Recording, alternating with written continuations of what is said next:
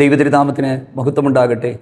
ദൈവത്തിൽ ആശ്രയിച്ചിട്ടും കിണഞ്ഞ് പരിശ്രമിച്ചിട്ടും പ്രാർത്ഥിച്ചിട്ടും ജീവിതത്തിൽ എങ്ങും എത്താനാകുന്നില്ലെന്ന് ചിന്തിക്കുന്ന ഒരുപാട് ആളുകളുണ്ട്.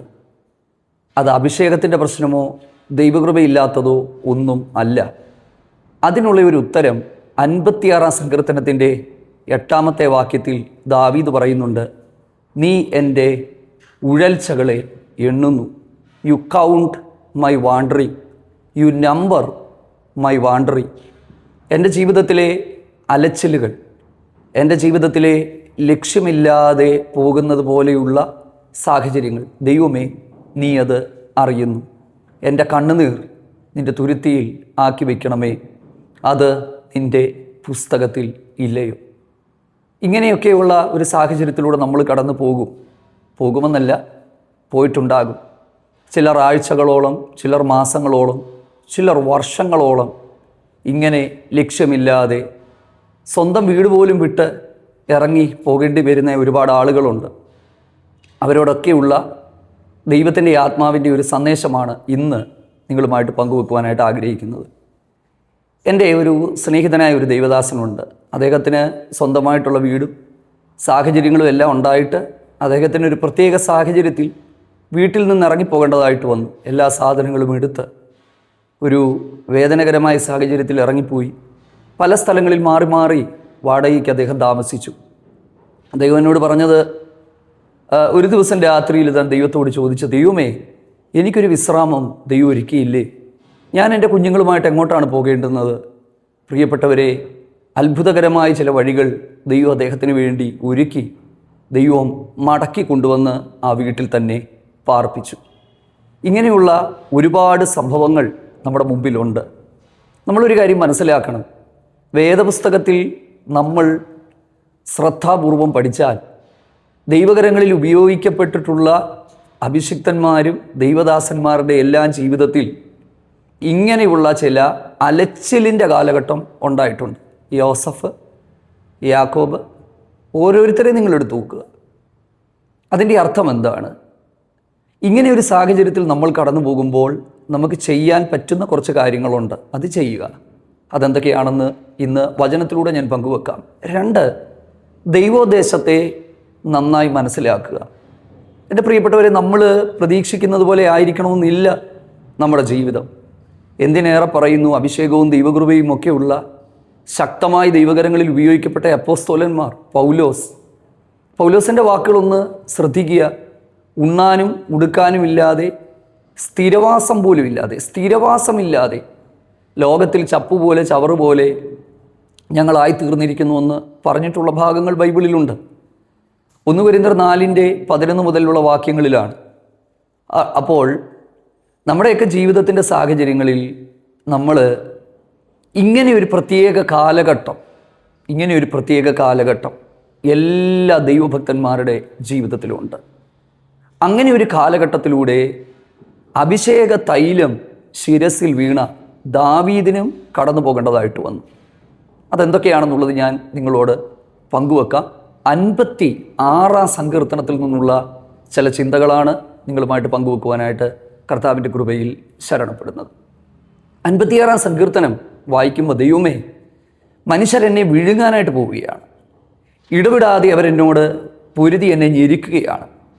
അത് മാത്രമല്ല, എൻ്റെ വാക്കുകളെ പോലും അവർ കോട്ടിക്കളയുകയാണ്. അതായത് ഞാൻ ചിന്തിച്ചിട്ടില്ലാത്ത കാര്യങ്ങൾ എന്നെക്കുറിച്ച് പറഞ്ഞ് എൻ്റെ വാക്കുകൾക്ക് അർത്ഥം കൊടുത്ത് എന്നെ അപമാനിച്ച് അവൻ അങ്ങനെ പറഞ്ഞെന്ന് പറഞ്ഞ് എന്നെ ഒറ്റപ്പെടുത്താനായിട്ട് നോക്കുന്ന ഒരുപാട് ആളുകളുണ്ട്. ഞാൻ ഈ സങ്കീർത്തനങ്ങൾ വായിക്കുമ്പോൾ ഞാനിങ്ങനെ ചിന്തിക്കാറുണ്ട്. ചിലർ പറഞ്ഞേ സങ്കീർത്തനം വേണ്ട.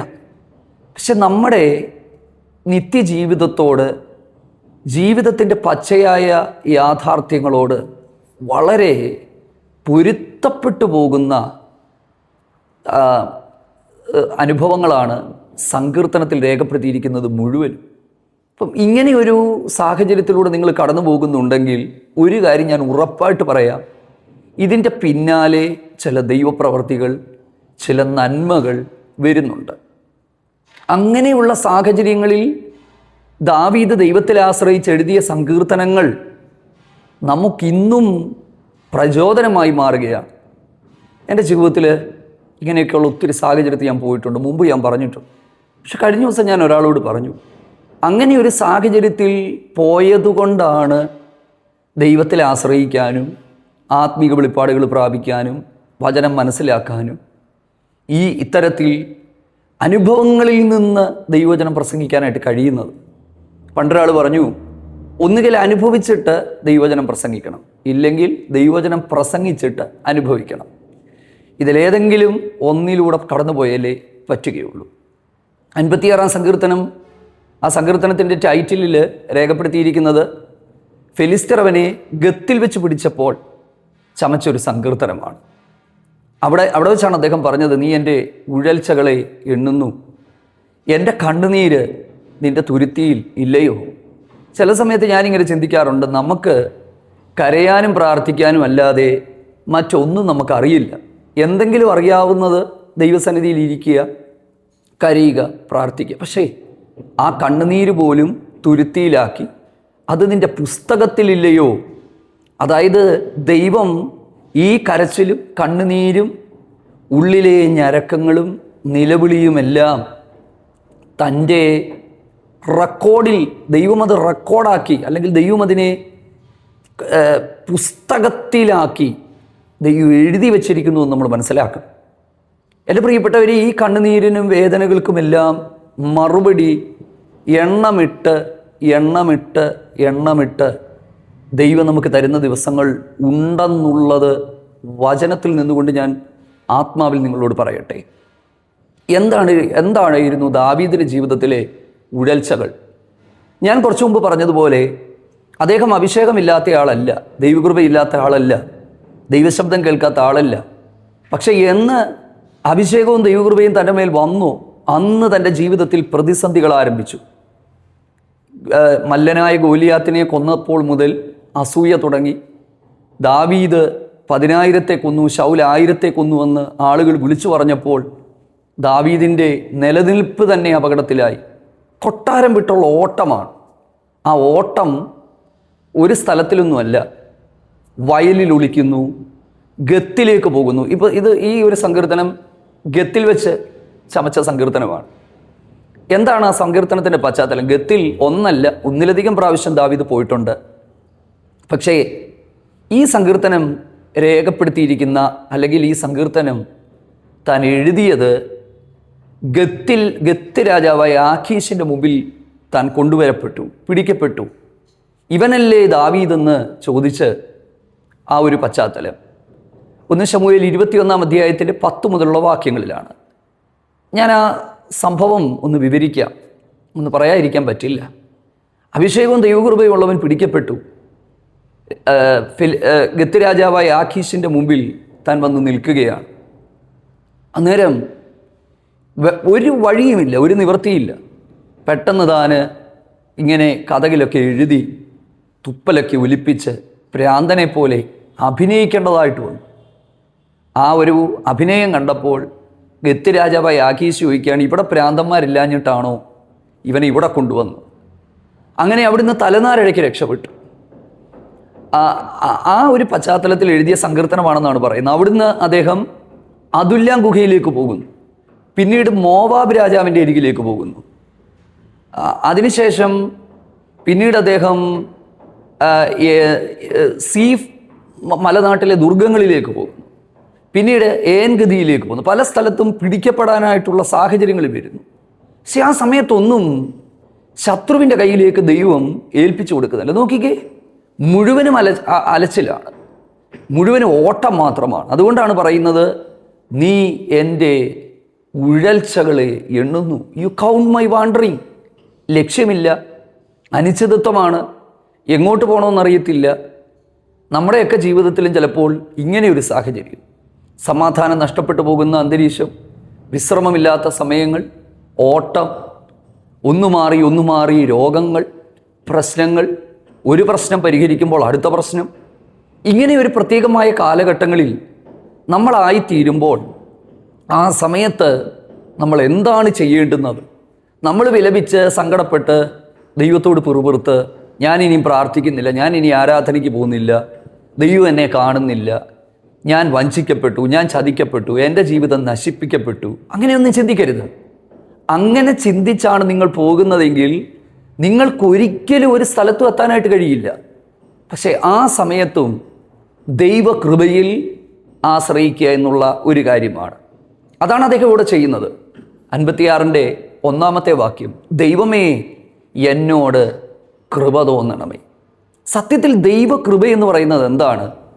ദൈവകൃപ നമ്മളെ നമ്മുടെ ബലഹീനതകളിൽ തികഞ്ഞു വരുന്നതാണ്. പൗലോസിനോട് ജഡത്തിലൊരു ശൂലം കൊടുത്തിട്ട് പറയുക, എൻ്റെ കൃപ നിനക്ക് മതി, എൻ്റെ കൃപ ബലഹീനതകളിൽ തികഞ്ഞു വരുന്നു.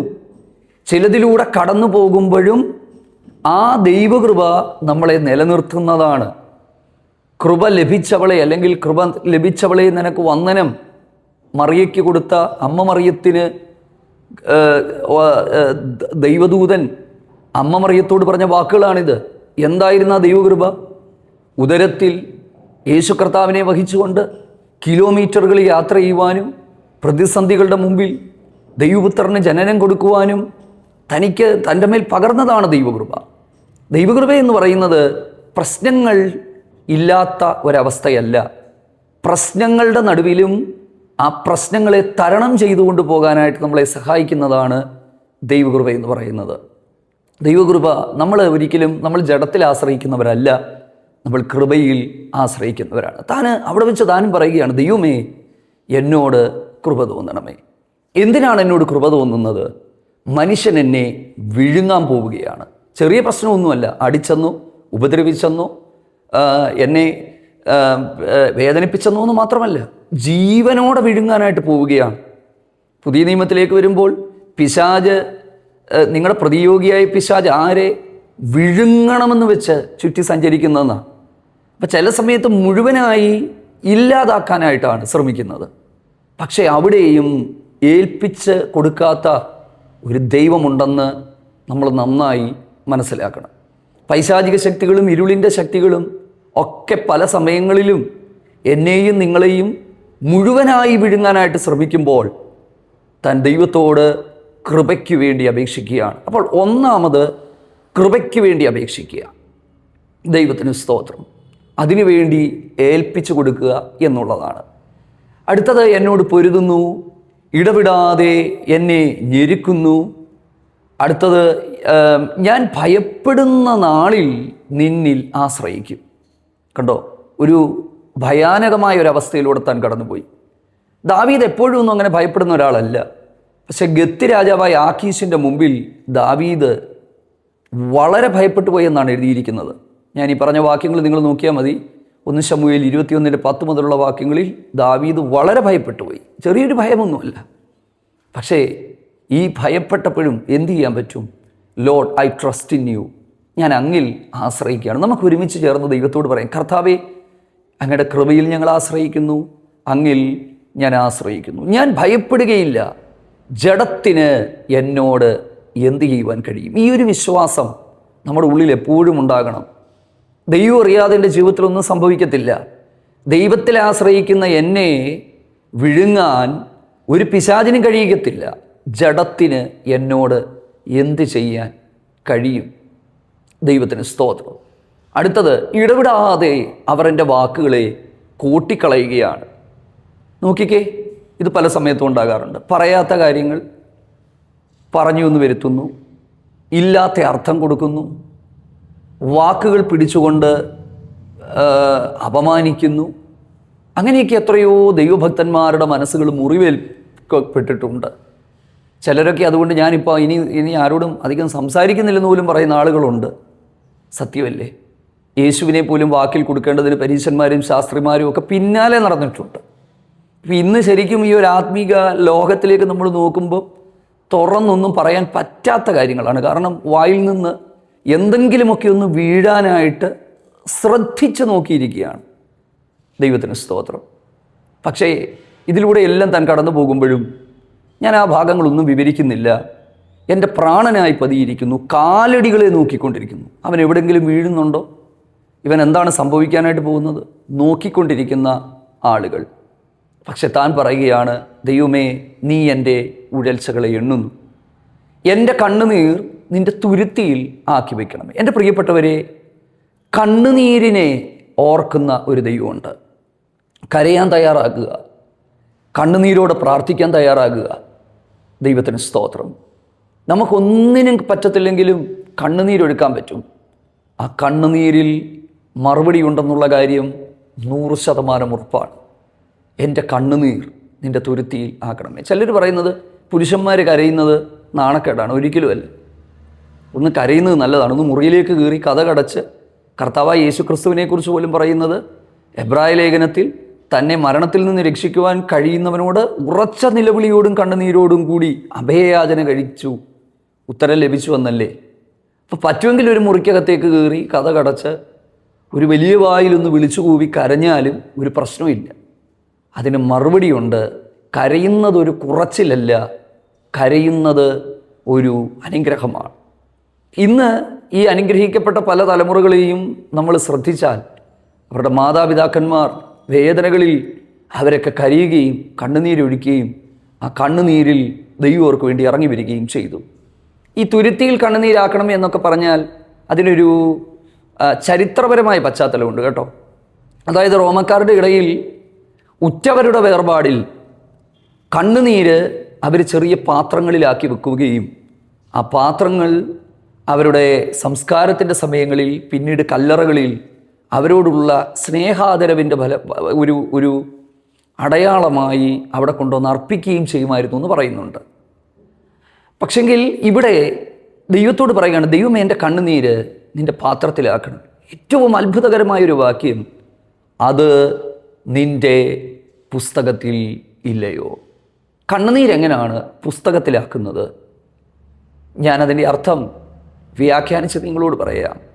കണ്ണുനീരൊഴുക്കുന്ന വിഷയങ്ങൾ ദൈവം തൻ്റെ പുസ്തകത്തിൽ രേഖപ്പെടുത്തി വെക്കുകയാണ്. നാളുകൾ കഴിഞ്ഞാലും ഈ ഒഴുക്കിയ കണ്ണുനീരിനെ ദൈവം ഓർക്കാതിരിക്കില്ല. ദൈവസന്നിധിയിൽ വിതുമ്പുന്ന വിഷയങ്ങൾക്ക് കർത്താവ് മറുപടി തരാതെ ഇരിക്കുകയില്ല.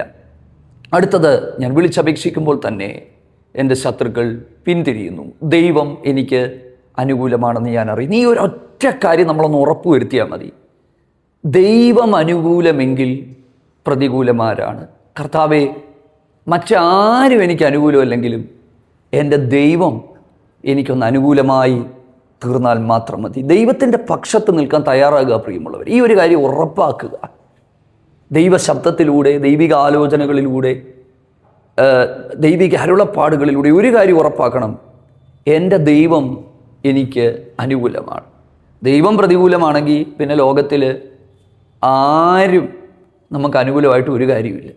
പക്ഷെ മുഴു ലോകവും നമുക്കെതിരാണെങ്കിലും ദൈവം നമുക്ക് അനുകൂലമാണെങ്കിൽ, റോമാലേഖനത്തിൽ അതല്ലേ, ദൈവം അനുകൂലമായിട്ടുള്ളവന് പ്രതികൂലം ആരാണ്? ദൈവത്തിന് സ്തോത്രം. ആ ഒരു കാര്യം നമുക്ക് ഉറപ്പുവരുത്താം. ദാവീദിന് ഒരു കാര്യം ഉറപ്പാ, ദൈവം എനിക്ക് അനുകൂലമാണ്. എന്തുകൊണ്ട് ദൈവം അനുകൂലമായത്? താൻ മനസാക്ഷിയോടെ സത്യസന്ധതയോടെ ജീവിച്ച ഒരാളാണ്. ദൈവം വെറുതെ ഒന്നും അനുകൂലമായതൊന്നുമല്ല. ഈ ശൗലിനെയൊക്കെ കൊല്ലാനുള്ള അവസരം കിട്ടിയിട്ടും അഭിഷിക്തൻ്റെ മേൽ കൈവെക്കാത്ത ദാവീദിൻ്റെ 8-9 ഗുണങ്ങളുണ്ട് കേട്ടോ. അത് നമ്മളൊന്ന് പഠിക്കുന്നത് നല്ലതാണ്. എപ്പോഴെങ്കിലും ഞാൻ അതിനെക്കുറിച്ചൊന്ന് പറയാം. ഒന്ന്, ദൈവത്തിൽ ആശ്രയിക്കുന്നവനായിരുന്നു, ദൈവത്തെ ആരാധിക്കുന്നവനായിരുന്നു, അഭിഷിക്തന്മാരെ ബഹുമാനിക്കുന്നവനായിരുന്നു. ശൗലിനെ കൊല്ലാൻ അവസരം കിട്ടി, കൊന്നില്ല. ദൈവത്തിന് സ്തോത്രം. അടുത്തത്, ദൈവത്തിന് വേണ്ടി കൊടുക്കുന്നവനായിരുന്നു. തൻ്റെ ആ കൊടുക്കാനുള്ളയൊക്കെ ആ ഒരു മനസ്സ് ഭയങ്കരമായിരുന്നു. അങ്ങനെ ഒരുപാട് കാര്യങ്ങളിൽ വന്ന വഴി മറക്കാത്തയാളായിരുന്നു. സാധുക്കളോടൊക്കെ കരുണയുള്ളവനായിരുന്നു. അങ്ങനെ എല്ലാ തരത്തിലും ദൈവത്തിൻ്റെ ഹൃദയപ്രകാരമുള്ള ദാസനെന്ന് വിളി കേട്ട ഈ മനുഷ്യൻ പറയുകയാ, ഒരു കാര്യം ഉറപ്പാ, ദൈവം എനിക്ക് അനുകൂലമാണ്. ദൈവത്തിന് സ്തോത്രം. ഞാൻ അവിടുത്തെ വചനത്തിൽ പുകഴും, ഞാൻ ദൈവത്തിൽ ആശ്രയിക്കും. മനുഷ്യന് എന്നോട് എന്ത് ചെയ്യാനായിട്ട് കഴിയും? ദൈവമേ, ഞാൻ നിനക്കുള്ള നേർച്ചകളെ കടപ്പെട്ടിരിക്കുന്നു. ഞാൻ നിനക്ക് സ്തോത്രയാഗങ്ങളെ അർപ്പിക്കും. ഞാൻ പ്രശ്നത്തിലാണെങ്കിലും ഞാൻ ദൈവത്തെ ആരാധിക്കാൻ തയ്യാറാകും. എൻ്റെ പ്രിയപ്പെട്ടവരെ, പ്രശ്നങ്ങൾ പ്രതിസന്ധികൾ ഉണ്ടെങ്കിലും ആരാധന മുടക്കരുത്. പൗലോസും ശീലാസും ആമത്തിൽ കിടക്കുന്നപ്പോഴും കാരാഗൃഹത്തിലായപ്പോഴും അർദ്ധരാത്രിയിൽ അവർ പാടി ദൈവത്തെ മഹത്വപ്പെടുത്തി. നമ്മളാണേ എല്ലാം പോയേ, എല്ലാം തീർന്നേ, ഇനിയും പാടുന്നുമില്ല, ഇനി ആരാധിക്കുന്നില്ല, ഇനിയും പ്രാർത്ഥിക്കുന്നില്ല, ഇനി ഞാൻ എങ്ങും പോകുന്നില്ല, ഇങ്ങനെ ചിന്തിച്ച് നമ്മളിവിടെ മിണ്ടാതെ കിടക്കും. അല്ല, ഞാൻ നിനക്ക് സ്തോത്രയാഗങ്ങളെ അർപ്പിക്കും. ഏറ്റവും ഒടുവിലത്തെ വാക്യങ്ങൾ അതിമനോഹരമായ വാക്യങ്ങളാണ്. അതെനിക്ക് പറയാതിരിക്കാൻ പറ്റില്ല. എനിക്ക് ഏറ്റവും ഇഷ്ടപ്പെട്ട വാക്യങ്ങളാണ് കേട്ടോ. എന്താണെന്നറിയാമോ? ഞാൻ ദൈവത്തിൻ്റെ മുമ്പാകെ ജീവൻ്റെ പ്രകാശത്തിൽ നടക്കേണ്ടതിന് നീ എൻ്റെ പ്രാണനെ മരണത്തിൽ നിന്നും കാലുകളെ ഇടർച്ചയിൽ നിന്നും വിടുവിച്ചുവല്ലോ. ദൈവം എന്തിനാണ് നമ്മളെ വിടുവിച്ചു കൊണ്ടുവന്നത്? ദൈവം നമ്മളെ വിടുവിച്ചത് ജീവൻ്റെ പ്രകാശത്തിൽ നടക്കാനായിട്ടാണ്. ആരാണ് ഈ ജീവൻ? ഈ ജീവനെക്കുറിച്ച് പറയുന്നത് കർത്താവായ യേശു ക്രിസ്തുവാണ്. നമുക്ക് നിത്യജീവൻ തന്നത് യേശു ക്രിസ്തുവാണ്. കർത്താവിൻ്റെ കൃപയിൽ നടക്കുവാനും അവിടുത്തെ വെളിച്ചത്തിൽ നടക്കുവാനും ഈ ഇരുൾ നിറഞ്ഞ ലോകത്തിൽ അന്ധകാരം ഭൂമിയെയും കൂരിരുട്ട് ജാതികളെയും മൂടുന്നു എന്നൊക്കെ നമ്മൾ വായിക്കുമ്പോൾ ദൈവം നമ്മളെ തിരഞ്ഞെടുത്തത് ഈ ഇരുണ്ട ലോകത്തിൽ, ഇരുൾ നിറഞ്ഞ ലോകത്തിൽ. എല്ലായിടത്തും ഇപ്പോൾ അസ്ഥിരതകളാണല്ലോ. ഒരുപാട് ആൾക്കാർ പ്രാർത്ഥിക്കാനായിട്ട് വിളിക്കുമ്പോൾ ഈ ഗൾഫ് കൺട്രീസ്, പ്രത്യേകിച്ച് UAE, സൗദി, ഖത്തർ, ഇവിടെയൊക്കെയുള്ള പല സ്ഥലങ്ങളിലും ആളുകൾക്ക് ജോലി പോകുന്നു, അനിശ്ചിതത്വം, സാലറി കട്ട്, പ്രശ്നങ്ങൾ. ഇനിയും മുന്നോട്ട് നമ്മൾ ചിന്തിക്കുന്നത് പോലെയുള്ള ഒരു സന്തോഷകരമായ ജീവിതമൊന്നും ആയിരിക്കില്ല. പക്ഷേ എൻ്റെ ജീവിതത്തിൽ ഞാൻ നടക്കാൻ പോകുന്നത് എൻ്റെ ദൈവത്തിൻ്റെ ജീവൻ്റെ വെളിച്ചത്തിൽ തന്നെയാണ്. ഈ ഒരു ഉറപ്പ് നമുക്കുണ്ടാകണം. കാരണം ആ വെളിച്ചമാണ് എന്നെ നടത്തുന്നത്. പ്രിയപ്പെട്ടവരെ, ദൈവത്തോട് ചേർന്ന് നമുക്ക് യാത്ര ചെയ്ത് മുമ്പോട്ട് പോകാം. നമ്മുടെ കാല് കല്ലിൽ തട്ടിപ്പോകാതെ, ഇടർച്ചകളിൽ വീഴാതെ, മരണത്തിൻ്റെ പാശങ്ങളിൽ നിന്ന്, ശത്രു ഒരുക്കിയിരിക്കുന്ന കിണികളിൽ നിന്ന് നമ്മളെ വിടുവിച്ച് പുറത്തു കൊണ്ടുവന്ന് നടത്താൻ നമ്മുടെ ദൈവം വിശ്വസ്തനാണ്. ഞാൻ ജീവൻ്റെ പ്രകാശത്തിൽ ഞാൻ നടക്കും. സാധാരണ പ്രകാശത്തിലല്ല കേട്ടോ. നമുക്കും അങ്ങനെ ഒരു യാത്ര സാധ്യമാണ്. സാധ്യമായി തീരട്ടെ. ഈ ഉഴൽച്ചകളെയൊക്കെ ദൈവം ഉണ്ടെന്നുണ്ട്. തീർച്ചയായിട്ടും ദൈവം ഈ അവസ്ഥകൾക്കൊക്കെ വ്യത്യാസം ദൈവം വരുത്തും. ദൈവത്തിന് സ്തോത്രം. അനിശ്ചിതത്വങ്ങളുടെ എല്ലാം ഒടുവിൽ ദൈവം നമ്മളെ എത്തിക്കേണ്ട സ്ഥലത്ത് എത്തിക്കും. പ്രാർത്ഥിക്കാം. കർത്താവേ, ഞങ്ങൾ നന്ദിയോട് സ്തോത്രം ചെയ്യുന്നു. ഞങ്ങൾ പല സമയങ്ങളിലും ദൈവമേ ഉഴലുന്നവരും അലയുന്നവരുമാണ്. പക്ഷെ ഞങ്ങളുടെ കണ്ണുനീര് തുരുത്തിയിലാക്കി കർത്താവെ, ഞങ്ങളുടെ വിഷയങ്ങൾ അങ്ങയുടെ പുസ്തകത്തിലാക്കി ഞങ്ങളെ ഓർക്കുന്ന ഒരു നല്ല ദൈവമുണ്ട്. ഒരുപാട് പ്രിയപ്പെട്ടവർ ഭാരപ്പെടുന്നുണ്ട്. ഈ ദൈവവചനം അവർക്ക് ആശ്വാസമായി തീരണമേ. ഞങ്ങളെക്കുറിച്ചുള്ള ദൈവ പദ്ധതികളിലേക്ക് ഞങ്ങളെ എത്തിക്കണമേ. കൃപയിൽ ഞങ്ങൾ ആശ്രയിക്കുന്നു. ജഡത്തിന് ഞങ്ങളോട് എന്ത് ചെയ്യുവാനായിട്ട് കഴിയും? മാനസികമായ എതിർപ്പുകളും പ്രതിസന്ധികളും ഒക്കെ ഞങ്ങളുടെ മുമ്പിൽ വരുമ്പോഴും ഞങ്ങൾ ദൈവത്തിൽ ആശ്രയിക്കുന്നു. ഞങ്ങളുടെ മുഖത്തേക്ക് നോക്കുന്നു. ഞങ്ങളുടെ മക്കളെ അനുഗ്രഹിച്ച് പ്രാർത്ഥിക്കുന്നു. യേശു ക്രിസ്തുവിൻ നാമത്തിൽ തന്നെ ആമേൻ. ഈ സന്ദേശം നിങ്ങൾക്ക് അനുഗ്രഹമായി തീർന്നു എന്ന് വിശ്വസിക്കുന്നു. പരസ്പരം പ്രാർത്ഥിക്കാം. God bless you.